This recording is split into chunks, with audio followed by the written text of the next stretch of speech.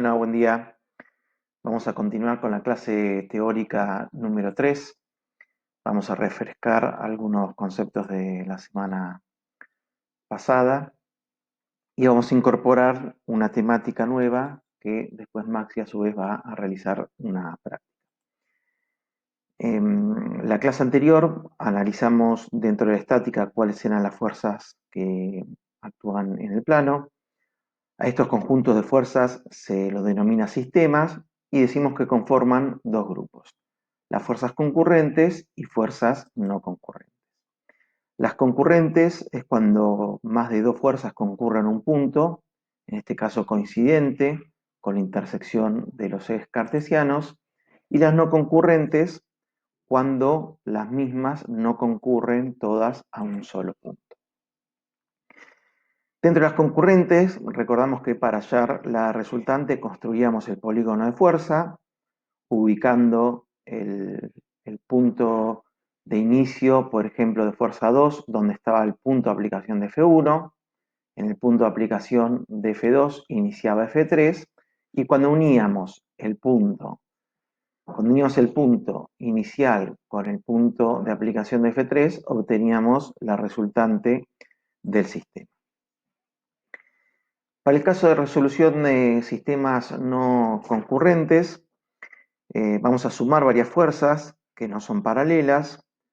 Para hallar la resultante del sistema, nuevamente hacemos el polígono de fuerza, como hemos explicado anteriormente, es decir, se van colocando las fuerzas, se pasan, este sería el sistema de fuerza, y acá vamos a construir el polígono de fuerza, y vamos trasladando las fuerzas en forma paralela con su magnitud, una a continuación de la otra. Y una vez que tenemos el sistema de fuerza, al unir el punto de inicio de F1 con el punto de aplicación de F3, obtenemos la resultante del sistema. Entonces, con el polígono de fuerza, determinamos la magnitud o intensidad de la resultante, el sentido, que está dado por la flecha, la dirección, la resultante contenida en una recta de acción, repitiendo que la resultante produce el mismo efecto que las componentes. Si utilizo la resultante reemplaza el efecto que produce cada una de las componentes. Lo que difiere con las fuerzas concurrentes es cómo hallamos la posición de la resultante. En este caso, la ubicación de la resultante la vamos a hacer mediante el siguiente procedimiento. Adoptamos un polo en un punto cualquiera, que denominamos O, y se trazan rayos a todos los principios y extremos de cada fuerza, obteniéndose para este caso 4 rayos denominados polares. Entonces, del punto O vamos a trazar los rayos al inicio y punto de aplicación de cada una de las fuerzas. Entonces, ahí tenemos el primer rayo al inicio de F1, segundo rayo en el punto de aplicación de F1 e inicio de F2, tercer rayo polar, punto de aplicación de F2, cuarto rayo polar, punto de aplicación de F3. Entonces, decimos que los rayos componen a cada una de las fuerzas. Rayo 1 y 2 compone a F1, 2 y 3 a F2, y rayo 3 y 4 compone a F3. Con lo cual, ¿cuáles van a ser los rayos que componen a la resultante? Vamos a tener el rayo 1 y rayo 4. Acá vemos cómo componen estos dos rayos a la resultante. Y ahora lo que vamos a hacer es trasladar en forma paralela cada uno de los rayos al sistema de fuerza. Comenzamos con el rayo 1. Ese rayo debe pasar por F1. Como decíamos, F1 está compuesta por rayo 1 y rayo 2. Quiere decir que en la intersección del rayo 1 con F1 vamos a pasar en forma paralela el rayo 2. En la intersección del rayo 2 con F2, este punto de acá, vamos a trasladar en forma paralela al rayo 3. Y en la intersección del rayo 3 con la fuerza 3, este punto que se ve acá, vamos a trasladar en forma paralela el rayo 4. Decíamos entonces que la resultante queda comprendida por el rayo 1 y el rayo 4. Si buscamos la intersección del rayo 1, la intersección del rayo 1 con el rayo 4, podemos tener el punto por donde va a pasar la resultante del sistema. Repito entonces, los rayos polares, o vamos a comenzar de antes, teníamos el sistema de fuerzas, trazábamos un polo en un punto cualquiera, trazamos los rayos polares, uniendo inicio y punto de aplicación de cada fuerza, trasladamos los rayos polares al sistema de fuerza en forma paralela, y en la intersección del rayo 1 con el rayo 4 pasa la resultante. Entonces, esto es lo que difiere con respecto al sistema de fuerzas concurrentes, donde era muy simple hallar la resultante, sabiendo que pasaba por el punto al cual convergían todas las fuerzas. En realidad decimos que la mayor parte de las estructuras que vamos a analizar son sistemas de fuerzas concurrentes. Vamos a iniciar analizando con fuerzas paralelas y posteriormente vamos a ir complejizando los procesos. Ahora vamos a tratar de ver cómo estas abstracciones que utilizamos para resolver distintos sistemas de fuerzas, vamos a ver cómo se pueden aplicar en un caso tangible. Vamos a analizar una obra que ya hemos visto en las charlas anteriores. Y recordamos, decimos que la cursada de estructuras 1 tiene por objeto, por supuesto, digamos que ustedes puedan resolver y dimensionar una estructura, pero también, por otro lado, brindar las herramientas desde el campo del diseño estructural para la resolución de sus trabajos en otras materias. Bueno, acá como resumen decíamos que el polígono de fuerza, la unión del punto de aplicación de la primera fuerza con el extremo arroja la resultante. En el sistema de fuerza la prolongación de la recta del primer rayo y el último hasta se encuentra harán la posición de la resultante. Este nuevo polígono se denomina funicular, que no lo veíamos en fuerzas concurrentes. Resumiendo, decimos que el polígono de fuerza nos da la magnitud de intensidad, la dirección, el sentido de la resultante. Sistema de fuerzas no concurrentes, decíamos que para este sistema no necesitábamos armar el polígono funicular, y lo que decíamos recién, que en estructuras 1 el objeto era, por un lado, dimensionar las estructuras, por el otro lado, brindar las herramientas necesarias para el diseño estructural. Cuando hablamos de proyecto, decimos que es el campo donde se toman las decisiones espaciales y tecnológicas para la formulación de un espacio. Y a su vez el diseño estructural, decimos que son las cuestiones que hacen a las decisiones estructurales dentro del proyecto para la concreción de una obra. Sus requerimientos generales, bueno, que se garantice su estabilidad respondiendo a las leyes de la física, que sea durable y resistente, esto de las tensiones estén por debajo de tensiones admisibles o características, por supuesto que responda a sus tiempos de ejecución y presupuesto, y que cumpla con ciertos postulados estéticos, acá sintetizado como la imagen. Entonces podemos concluir que es el conjunto de tareas necesarias para diseñar estructuras racionales, que contempla distintos aspectos que están interrelacionados entre sí, y podríamos aplicarlo según un criterio lógico y resumido en cuestiones vinculadas al prediseño, a la seguridad estructural y a la sustentabilidad y economía. En la obra que vamos a analizar ahora vamos a tener en cuenta estos aspectos, para no pisarnos con otras temáticas que vamos a ver más adelante.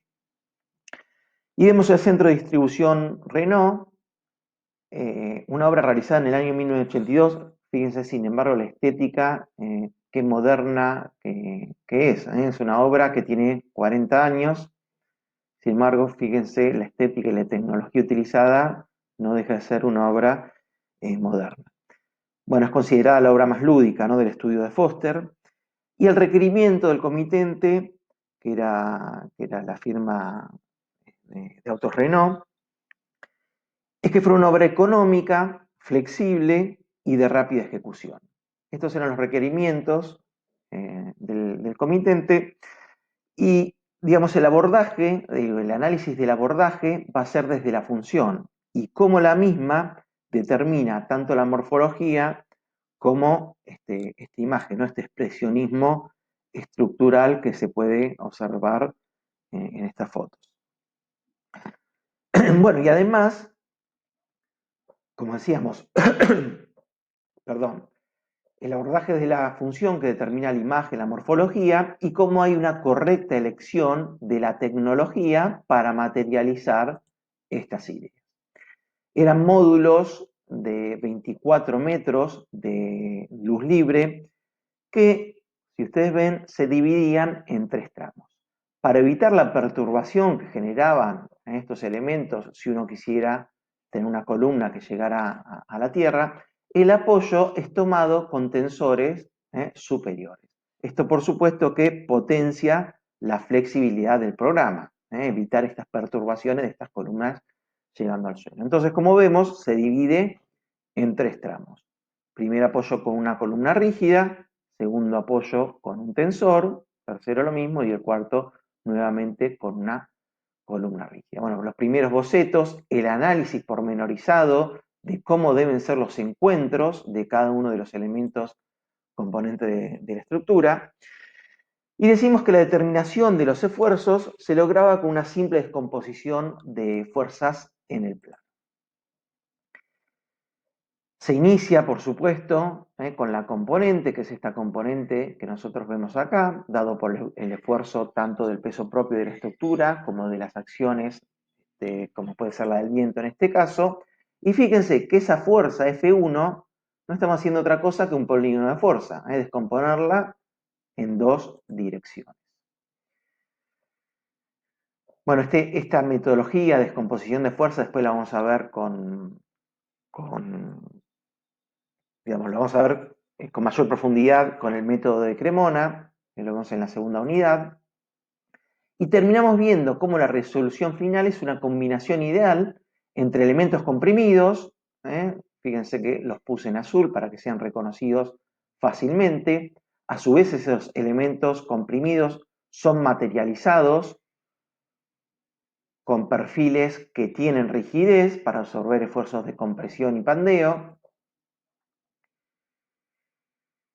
y elementos traccionados en rojo. Además, esto lo vamos a ver más adelante, vamos a ver cómo el sentido me indica si el elemento está traccionado o comprimido. Y como decíamos, hay una correcta elección de la tecnología. Para los elementos traccionados podemos utilizar tensores que para esfuerzos de tracción tienen una muy buena prestación con una utilización reducida del material. Creemos que la propuesta de ir de lo general a lo particular en el análisis de obras paradigmáticas les va a permitir de algún modo contextualizar sus estudios físicos y, por supuesto, ayudarlos para sus resoluciones estructurales. Decimos que si tomáramos los elementos aislados, estaríamos dilapidando la posibilidad de la concepción o de la comprensión de la estructura como un sistema integral. Foster no se queda exclusivamente con el diseño del conjunto, sino que también hace un diseño pormenorizado de las unidades repetitivas, de los componentes y sus conexiones, que de algún modo permite reducir costos y fundamentalmente agilizar el montaje, teniendo en cuenta la dimensión de los perfiles, fíjense el tamaño de una persona y el tamaño del perfil, por supuesto logrando agilizar los tiempos de obra. Tema fundamental en todo lo vinculado a la industria.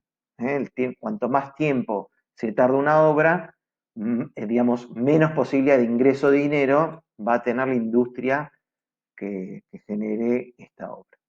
Bueno, como decíamos, ahí vemos la resolución, la descomposición de fuerzas, y la última componente, traccionada, es tomada por un anclaje, estos anclajes que vemos acá, que a su vez sirven para rigidizar el sistema. Cuando tenemos elementos flexibles, la estabilidad se logra a través de la rigidización de todos los elementos componentes de una estructura.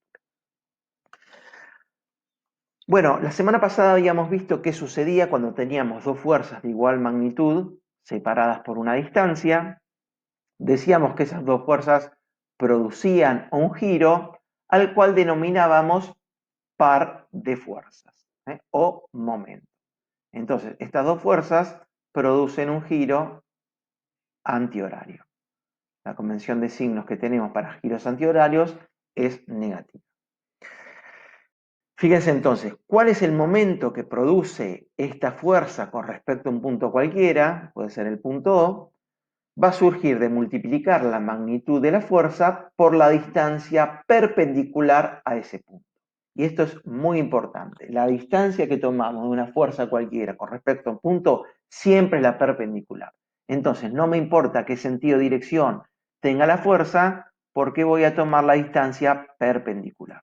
Vamos a dibujarlo así, se ve más claro. Una fuerza cualquiera que yo tengo con respecto a un punto cualquiera, la distancia siempre es la perpendicular de esa fuerza con respecto a ese punto. Esto es muy importante tenerlo claro, porque más adelante para la resolución de las reacciones, para medir las distancias de una fuerza, muchas veces se confunden por no tener claro que esta distancia es la perpendicular. ¿Cuáles son las unidades que utilizamos para un momento? Siempre es una unidad de fuerza por una distancia. Entonces va a poder ser kilogramos centímetros, kilográmetros, toneladas centímetros, tonelámetros, o lo que vamos a tratar de utilizar para todos los casos, que va a ser kilonewton metro. Y si queremos saber el valor, si esta fuerza, por ejemplo, valiera 2 kilonewton, si quisiéramos saber, digamos, el momento que ejerce esta fuerza con respecto a este punto, multiplicaríamos 2 kilonewton por esta distancia, supongamos que fuera 3 metros, el momento sería igual a 6 kilonewton metro. 6 kilonewton metro es lo mismo que 600 kilogramos o 0,6 toneladas. ¿A qué se denomina suma de pares? Se denomina así a la suma de momentos, también denominados pares por proceder de un par de fuerza de igual intensidad, sentido opuesto y separados por una distancia. Lo que estuvimos viendo incluso la semana pasada, el momento de un par con respecto a un punto cualquiera resulta constante y es el valor del par. Digamos, el valor de este momento, supongamos 2 toneladas por 3 metros, esos 6 tonelámetros, es igual en cualquier o con respecto a cualquier punto que tenga el sistema en el plano.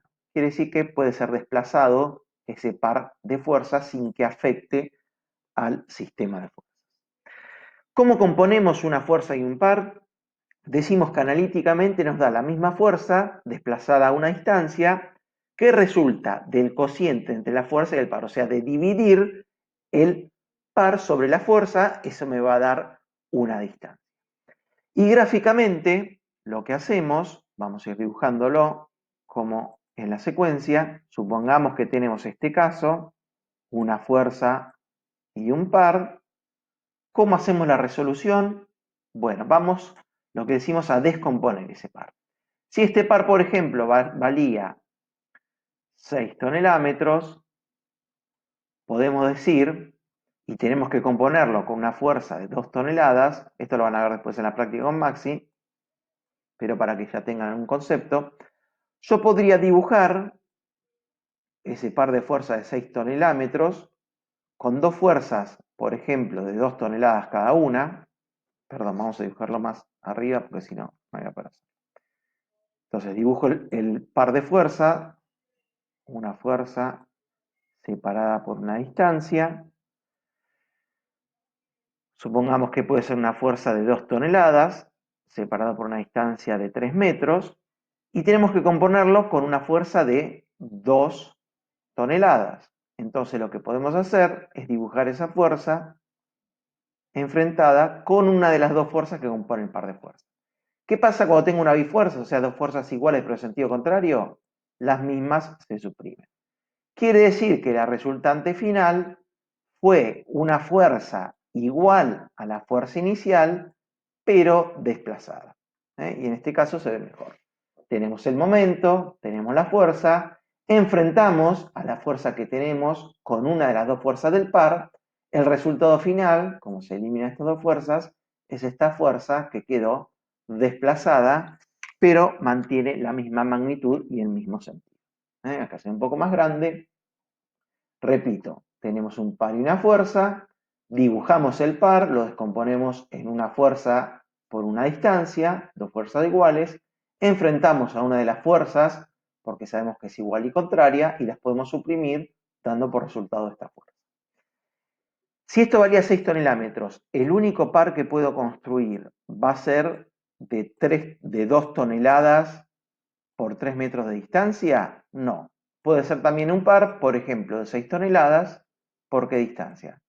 Por 1 metro.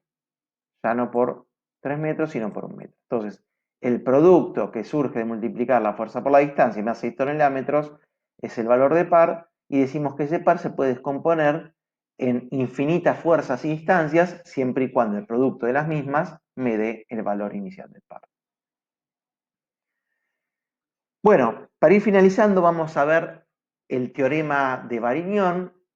El teorema de Varignon dice que el resultado de multiplicar la resultante de un sistema de fuerzas por la distancia a un punto cualquiera es igual a la sumatoria de cada una de las fuerzas por la distancia al mismo punto. Y queda expresada de este modo, que la sumatoria, por ejemplo, de F1 por D1 más F2 por D2 y más F3 por D3 va a ser igual a la resultante del sistema por la distancia de esa resultante a un punto cualquiera propuesto.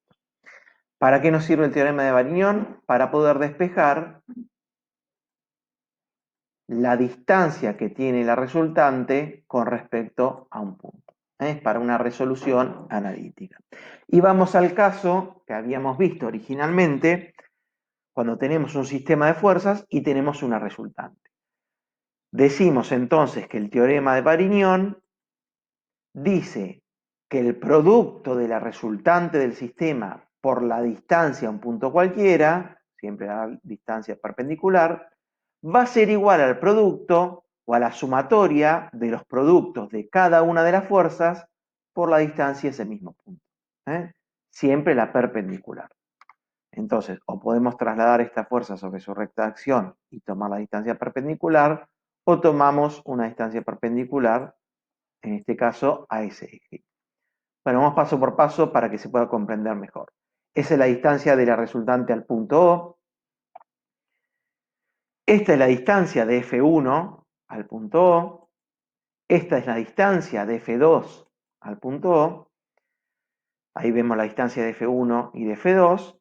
Y esta es la distancia de F3 al punto O. Trazamos la perpendicular, que es una sola. Hay un solo segmento que es perpendicular de un punto con respecto a una fuerza y está dado por este ángulo de 90 grados que va a generar la fuerza con respecto al punto. Bueno, ahí tenemos cada una de las fuerzas por su distancia, entonces tendríamos que hacer F1 por distancia 1 más F2 por distancia 2 menos F3 por distancia 3 porque el giro en este caso es antihorario. A diferencia del giro de F1 y F2, que con respecto al punto O es positivo. Y el giro de la resultante también va a ser positivo. Entonces decíamos, el momento que genera el resultante por la distancia del resultante tiene que ser igual a la sumatoria de cada una de las fuerzas por la distancia de cada una de esas fuerzas a ese punto que nosotros propusimos. R por dr es igual a F1 de 1 más F2 de 2 más F3 de 3. Esto con números va a resultar más simple para resolver. Generalmente la incógnita que tenemos va a ser el valor de la distancia de esa resultante a ese punto. Bueno, muy bien, finalizamos por hoy con la exposición. Ya pueden ver la práctica que les va a subir Maxi. Quería nada más mostrarles rápidamente dos imágenes cuando hablamos del sistema de montaje, de que Foster diseñaba esas unidades repetitivas y la importancia de diseñar un buen sistema de montaje, porque esto de algún modo agiliza los procesos. Esta es una obra en H.I. Gaboto. Bueno, vamos Fíjense el tamaño de la estructura, vamos a bajar un poco el volumen, el tamaño de la estructura con respecto a una persona, con lo cual es fundamental no solo calcular y diseñar la estructura, sino tener claro cómo va a ser el sistema de montaje. Ahí vemos una platina del gran reticulado de la viga principal, mediante bulones, cómo va a ser la unión con estas columnas, que fue lo primero que, por supuesto, se ancló. ¿No? Acá también hay una resolución del encuentro entre la columna metálica y el tronco de la base de hormigón. Nuevamente se utilizan platinas y grandes bulones. Bueno, esa obra les mostré, después la vamos a ver con mayor detalle. Simplemente este comentario era para que vieran la importancia del diseño de una buena unión. Bueno, nos vemos la semana que viene.